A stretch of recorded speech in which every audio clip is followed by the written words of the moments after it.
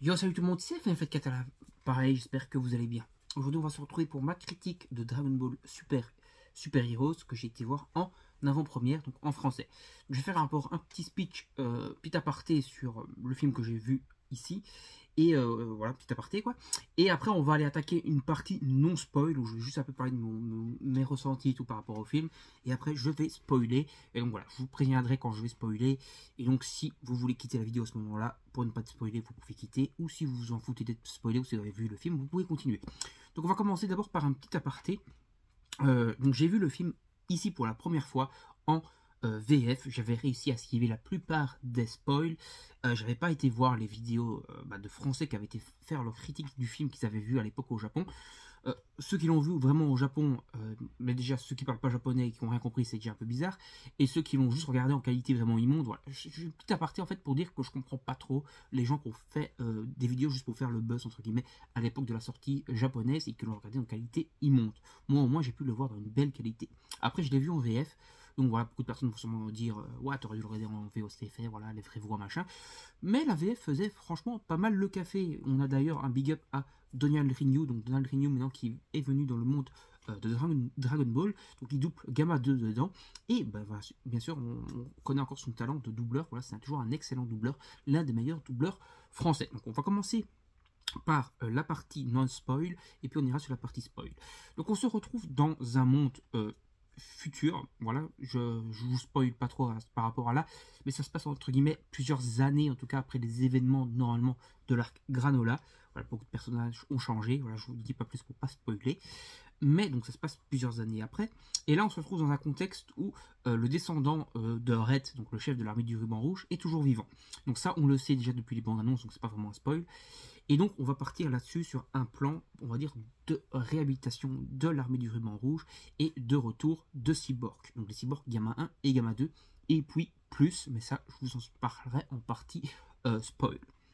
Donc on va se retrouver là-dedans et on va donc se retrouver dans un contexte où il va falloir sauver la planète contre cette nouvelle menace, ces nouveaux cyborgs. Voilà. Donc ça c'est pour le scénario de base que je peux seulement vous dire en partie non spoil pour éviter de vous spoiler. Et je vais vous parler un peu des dessins, des graphismes, de la CGI, de la musique. Alors la musique est très sympa. On se retrouve vraiment en fait dans un film Dragon Ball Super Heroes. Donc le clin d'œil aux super héros est assez présent. Donc on se retrouve avec des musiques assez proches de l'univers de Marvel par exemple. Voilà, certaines personnes vont dire ça n'a rien à foutre dans Dragon Ball. Moi je trouve qu'elles allaient plutôt bien, elles étaient plutôt sympas, les musiques plutôt assez entraînantes dans les combats, dans les affrontements, etc. Des petits jeux d'humour liés à la musique aussi, liés au son et à l'image, voilà, pas mal d'humour. Voilà, on retourne un peu sur un retour aux sources de Dragon Ball. Peut-être un peu trop, voilà, c'est peut-être un défaut, c'est qu'il y a beaucoup d'humour, parfois qui vont annuler certaines bonnes scènes, et ça c'est un petit peu dommage. Mais voilà, l'humour, surtout dans le début, est très présente. Après, ça se calme un peu plus, surtout sur la fin, où on se retrouve vraiment dans les bails sérieuses de l'univers. Là, voilà, ils n'ont pas osé faire trop d'humour pour trop annuler les trucs sérieux qu'ils étaient occupés à mettre en place. Donc, pour parler des graphismes. Les graphismes ont énormément évolué, et en fait, j'ai gros fan service, donc là, je vais peut-être un peu spoiler, mais c'est les premières minutes du film, donc c'est pas vraiment du spoil. C'est en fait, on revoit des scènes de Dragon Ball et Dragon Ball Z en HD, donc les vraies scènes retravaillées. Ok, pour Dragon Ball Z, on a déjà vu ça avec Kai, mais pour Dragon Ball, on n'a pas encore vraiment vu ça. Et donc voilà, ça nous laisse présager d'un éventuel Dragon Ball Kai, donc la première série avec Sangoku enfant, qui pourrait vraiment péter du feu avec une qualité HD vraiment du tonnerre. Ça, en tout cas, ça laisse présager pas mal de choses. Donc pour vous dire, en fait, j'ai une petite préférence du coup pour cette patte graphisme de l'ancienne avec de la HD remis dessus, plutôt que la nouvelle patte graphisme qu'ils ont choisie. Parce que la patte graphique actuelle, de tous les films en général japonais, hein, on part vraiment là-dedans, c'est full CGI. Donc on a énormément de trucs en 3D créés. Voilà, tu as des fois l'impression en fait, de voir un jeu vidéo. Et ça, je trouve que c'est un petit peu dommage. Après, les combats sont vraiment super badass. Il y a pas mal d'affrontements. On sent pas vraiment la puissance. Voilà, il devrait être beaucoup plus. Voilà, au moment où ils se foutent une patate à ce niveau-là, en tout cas, comme dirait le chef Otaku par exemple, et je pense à peu près quand même comme lui à ce niveau-là. Quand tu vois la puissance qu'a des protagonistes qui sont occupés à se battre, ça devrait limite faire sauter la planète d'un seul coup de poing. Voilà. Mais là, ce n'est pas le cas. On est encore dans des combats, on va dire, plus raisonnables et pas trop de la surenchère. Même si les combats sont très bien animés, très bien badass et que c'était vraiment très cool de les voir. Allez, trêve de blabla pour la partie no spoil. On va l'attaquer la partie spoil pour vous parler un peu plus du scénario, plus en détail. Donc dans le scénario, plus en détail, donc l'armée du ruban rouge, le descendant de Red, qui s'appelle Magenta, va recruter le petit-fils du docteur Gero. Donc on apprend que le docteur Gero donc, a eu un enfant. Cet enfant donc, qui est C16, hein. En fait c'est pas vraiment C16, parce que pour ceux qui suivent pas vraiment Dragon Ball, en fait, surtout les interviews, parce que c'est pas vraiment dit dans le manga en lui-même, mais en fait le docteur Gero avait un fils, et ce fils est mort, et donc il a créé C16 à son image. Ici, on se retrouve donc avec le docteur Edo, qui est donc en fait le fils, donc du vrai fils du coup de Gero, pas de C16 bien sûr, mais de son fils qui avait la même apparence que C16. Donc ce petit-fils est donc un scientifique, un professeur, et il veut être meilleur que son grand-père, il veut être plus puissant, il veut faire les meilleurs cyborgs, voilà, en gros c'est ça qu'il veut faire, mais il n'est pas vraiment méchant, et il a une grosse admiration pour les super-héros. Donc il va se faire manipuler donc, par l'armée du ruban rouge qui va lui demander de créer des cyborgs, soi-disant pour aller affronter Bulma et sa clique, qui sont soi-disant du coup des aliens, des ennemis de la planète, voilà en gros. Et pour un peu le prouver, il monte une vidéo où on voit Freezer en mecha qui se fait défoncer par Trunks, donc un coup d'épée. Voilà, donc il dit à Edo, ouais tu vois il y a déjà des aliens et en fait Bulma et compagnie ils sont aussi des aliens, ils sont de mèche, ils se sont battus là parce que ça empiétait sur leur territoire machin, et en gros ils veulent contrôler la planète. Voilà, en gros c'est ça le speech, et du coup il va créer des cyborgs justiciers, donc les gammas 1 et 2, et voilà, ça va être ça son arme de base, mais ceux qui veulent vraiment le ruban rouge c'est créer un nouveau cell, donc un cell qu'ils vont appeler Cell Max, qui sera un cell over cheaté, over puissant. Donc on va se retrouver de base avec l'un des gammas qui va aller tester Piccolo pour un peu voir le niveau des ennemis. Donc il va penser qu'il a battu Piccolo, mais Piccolo a réussi à échapper, on va dire, à la mort. Et il va donc aller le poursuivre, le gamma, pour trouver la base secrète du ruban rouge, s'infiltrer à l'intérieur, espionner, etc. Et après trouver une solution pour libérer sa puissance. Alors ça aussi, il y avait beaucoup de gens qui avaient parlé de ça, où j'avais entendu en tout cas ces échos-là, par rapport du coup à ceux qui avaient vu le film en VOSTFR, en façon dégueulasse, non pas VOSTFR, en version filmée, toute moche sur téléphone, qui disait que Piccolo avait fait le vœu de devenir le plus puissant de la planète, le plus puissant de l'univers même plutôt. Mais c'est pas du tout le vœu qu'il a fait en fait. Le vœu qu'il a fait en fait, ce qu'il voulait, c'était qu'on libère son potentiel. Donc il savait que le grand prêtre avait libéré le potentiel de Krillin et le potentiel de Sangohan. Et donc, il voulait demander à Dende de lui libérer son potentiel. Dende lui dit que c'est pas possible parce qu'il est encore trop jeune pour faire ça. Voilà, parce que voilà, les Namek atteignent leur maturité quand ils sont vraiment très vieux et tout leur pouvoir magique se libère à ce moment-là. Et là, Dende n'est pas encore capable de le faire. Donc, du coup, il va utiliser les Dragon Ball pour faire en fait ce que le grand prêtre aurait pu faire sur lui, c'est-à-dire libérer son potentiel. Du coup, il va libérer son potentiel, sa puissance, et en même temps débloquer du coup une nouvelle transformation qui va être liée à ce potentiel et qui est également un cadeau que Shenron lui a fait. Et on apprend également pas mal de petites choses. Donc déjà que Bulma fait des vœux complètement débiles avec les Dragon Ball depuis pas mal de temps, elle les rassemble pour rajeunir, pour remonter ses fesses, pour avoir des cils plus beaux, toutes des conneries comme ça. Mais moi, je dis ça, et je pensais à ça avec ma compagne, parce qu'elle a vu le film avec moi, ça pourrait être intéressant du coup de partir sur le fait d'un arc avec les dragons maléfiques plus tard. Je fais une petite partie théorie, parce que du coup, l'arc des dragons maléfiques dans Dragon Ball GT, c'est justement qu'ils ont fait trop de vœux et que donc ça a libéré de l'énergie négative qui ont libéré les dragons. Et ici, ça pourrait être donc intéressant que Bulma, qui fait des vœux complètement débiles, va accumuler plein d'énergie négative dans les Dragon Ball qui vont libérer les dragons maléfiques. Voilà. Un arc Dragon Ball GT dans Dragon Ball Super, ça pourrait être très intéressant et très sympa. Donc on finit ici avec cet aparté, on va repartir sur les scénarios maintenant du film. Donc Piccolo se retrouve over-cheaté, over-balèze.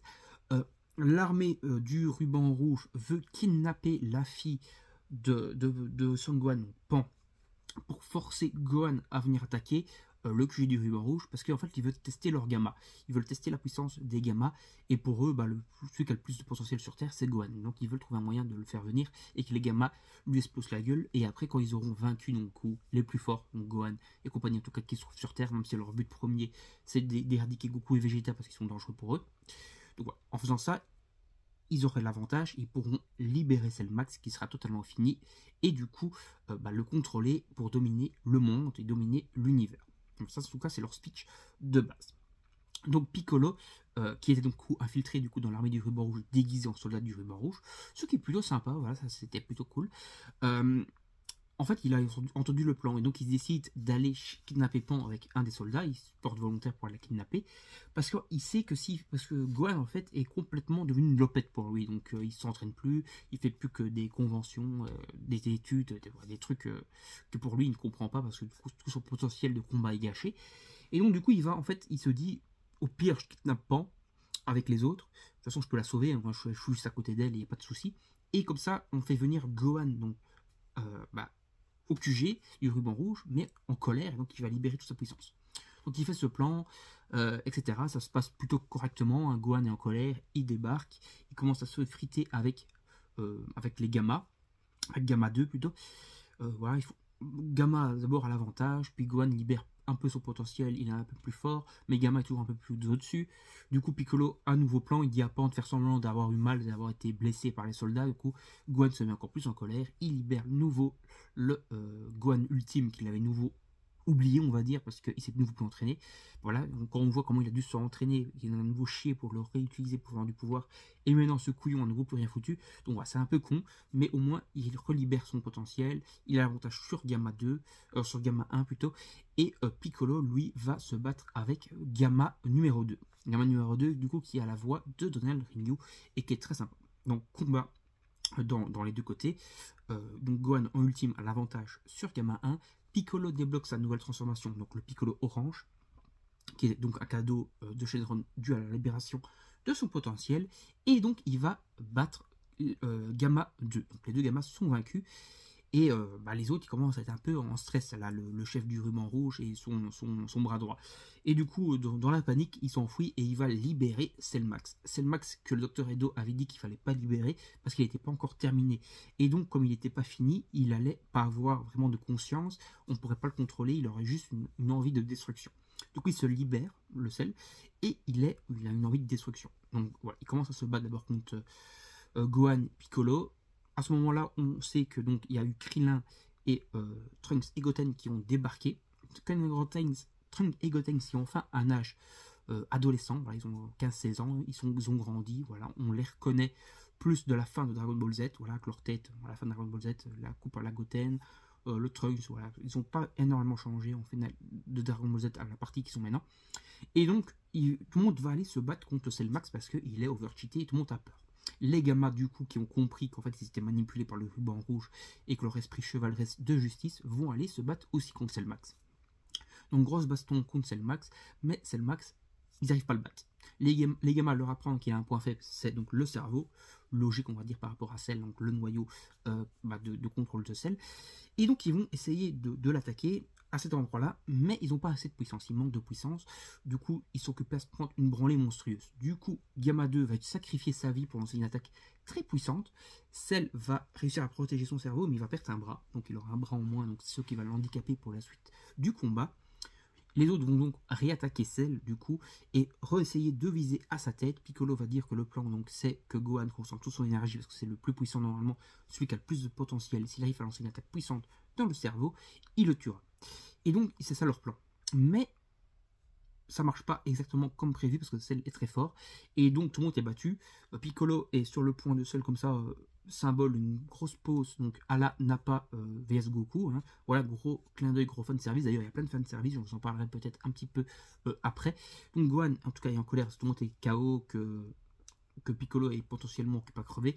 Du coup, il se met en colère et il débloque sa nouvelle transformation. Une nouvelle transformation qui a appelé Gohan Ultime ou plutôt Final Gohan. Le Final Gohan, c'est un peu une espèce de fusion hybride entre un Super Saiyan 2 et un Super Saiyan Ultra Instinct. En gros, on a un Super Saiyan 2 avec un aura violet, voilà, peut-être même un peu un mélange de Super Ego du coup, et des cheveux blancs, très longs, voilà. Donc c'est un gros mélange, et donc il est super puissant, et là du coup, Cell va l'attaquer d'abord. Il ne subira aucun dégât des attaques de Cell parce que tout simplement il est devenu overcheaté. Et Piccolo va réussir à maintenir Cell et Gohan va faire un Makakazampo pour lui pulvériser le cerveau et terminer le combat. Donc victoire, petite papotage, petit clin d'œil. Et pour ceux qui se demandent, il y a une scène post-générique. Voilà, donc c'est encore du spoil. Mais donc en fait, dans le film, on a quelques petits extraits de Goku et Vegeta qui s'entraînent sur la planète de Beerus, On en apprend un peu plus donc sur Broly également qui est présent. On apprend du coup un peu plus sur le lore actuel de l'histoire. Donc Freezer est ressuscité bien sûr et potentiellement il pourrait essayer de recruter Broly dans son armée. Du coup on sait que Broly est donc venu sur la planète de Beerus parce qu'il y a Whis et compagnie et donc que Freezer n'osera pas trop attaquer cette planète. Donc voilà, Broly vit avec eux maintenant pour éviter que Freezer ne l'enrôle de force, on va dire. Donc, comme je disais, donc là on a fini le film, et ce qui est intéressant du coup, c'est qu'il y a une scène post-générique, parce qu'en fait Goku et Vegeta s'entraînent, donc combat entre Goku et Vegeta, et ce qui est sympa donc, dans la scène post-générique, c'est qu'on voit que Vegeta a enfin réussi à battre Goku. Voilà, première victoire de Vegeta contre Goku, ça c'était plutôt sympa. Donc dans l'ensemble, j'ai plutôt bien aimé le film, surtout la deuxième moitié, parce que les combats voilà, étaient bien sympas, etc. J'ai également beaucoup aimé certains passages avec Piccolo, voilà, qu'on mettait beaucoup en avant. J'ai eu un peu de mal quand même sur pas mal de blagues. J'ai eu pas mal de mal sur la CGI qui était un peu dégueulasse à certains moments. En fait, sur les scènes hors combat, vous voyez, sur les bâtiments, etc. Ça faisait trop jeu vidéo. Voilà, je trouvais ça un petit peu dommage. Mais dans l'ensemble, le film, j'ai quand même passé un agréable moment de visionnage, quoi. Doublage français plutôt très bon. Voilà, Piccolo et Gohan mis en avant qui gagnent du coup eux-mêmes, qui sauvent la planète, une grosse menace sans l'aide de Goku et Vegeta. Donc ça, c'était très intéressant, c'était très sympa à voir. On a Pan à 3 ans maintenant qui commence à s'entraîner, apprendre à voler, pas mal de choses avec Piccolo. Et donc ce que je disais, c'est qu'il y a beaucoup de fanservice. Donc déjà, fanservice, Piccolo qui entraîne Pan, ça fait penser à Piccolo qui entraîne Gohan et qui regarde un peu Pan avec les mêmes yeux que quand il regarde des Gohan, etc. Entraînement, voilà, assez sympa. Donc voilà. Puis pas mal de scènes. Donc on a par exemple quand celle tient comme ça, Piccolo KO, ça fait penser à Goku qui tient pas comme ça. Quand à un moment Piccolo jette un Sonsu à Gohan et Gohan ça lui échappe des mains parce qu'il a perdu ses lunettes, c'est complètement con hein. Et c'est une blague à la con, mais voilà, le Sonsu il tombe dans un trou et il le perd. Ça fait penser, petit clin d'œil, à Goku qui jette le pot à la pour fusionner avec Gohan, Gohan qui l'échappe de la main et qui le fait tomber derrière un trou. Voilà, pas mal de petits clins d'œil, pas mal d'easter eggs, pas mal de cliffhanger, pas vraiment de cliffhanger mais comment on peut dire, de fanservice quoi, tout simplement. Et bon, c'était sympa, voilà. Après, il n'y a pas eu spécialement d'abus. Bon, il y a quand même eu beaucoup de fanservice, hein. Ça c'est vrai. Mais on en apprend un peu plus sur le lore, on en apprend un peu plus sur la famille du Dr Gero, on en apprend pas mal sur Piccolo, voilà. On voit que Piccolo, même si, entre guillemets, il est plus haut niveau par rapport à Goku et Vegeta, il est prêt à s'entraîner, etc. Et encore progresser, à mettre sa vie en danger, quoi, pour pas mal de trucs. Et ça c'est cool. Après, il y a encore une autre aparté que j'avais lu, et bon, que je suis pas tout d'accord, surtout après avoir visionné le film, c'est le délire que soi-disant Piccolo Orange et Gohan Final, peut-être Final Gohan, d'accord, mais Piccolo Orange non, c'est que soi-disant ils ont rattrapé Goku Ultra Instinct. Final Gohan, ok, pourquoi pas, parce qu'il est super fort et Cell n'a pas l'air de pouvoir faire grand-chose face à lui, mais Piccolo Orange, pour moi, il a peut-être allé du niveau d'un Goku Super Saiyan Blue, quoi. Pour moi, elle est en Super Saiyan Ultra Instinct ou même en Ultra Instinct modéré, l'espèce d'Ultra Instinct entre les deux, l'espèce d'hybride, je pense qu'il éclate totalement le Piccolo Orange, ça il n'y a pas photo. Après par contre je suis pas trop d'accord enfin je suis plutôt d'accord pour le Gohan, vu sa nouvelle forme, vu sa puissance, vu que c'est une puissance due à la colère aussi, moi je suis d'accord qu'il a un niveau assez cheaté. Voilà. En tout cas c'était un très bon film, voilà, j'ai quand même bien aimé le film. Après, bien sûr, il y a beaucoup de facilité. Je suis pas trop fan de la CGI. Il y a beaucoup trop de blagues. Voilà. Mais je suis peut-être un peu un pigeon parce que voilà, je suis fan de Dragon Ball et du coup, j'en demande pas beaucoup au final. Donc j'ai bien aimé le film, voilà. Mais oui, il y a quand même pas mal de défauts. Donc voilà. Après, j'ai essayé d'être objectif quand même dans la vidéo. Je vous ai quand même parlé des défauts. Mais dans l'ensemble, j'ai quand même passé une bonne heure 40 de visionnage devant ce film, parce qu'il est assez long quand même, et à peu près quand même longueur que Broly en fait, hein, que le film Broly. Donc voilà, je vous conseille quand même d'aller le voir, d'aller vous faire vos propres avis, et voilà, peut-être me donner vos retours en commentaire si vous l'avez vu. Allez, moi je vous dis salut à tout le monde, à la prochaine, n'hésitez pas à vous abonner à la chaîne et activer la petite cloche pour ne rien manquer des prochaines vidéos. Salut tout le monde, à la prochaine, bye bye.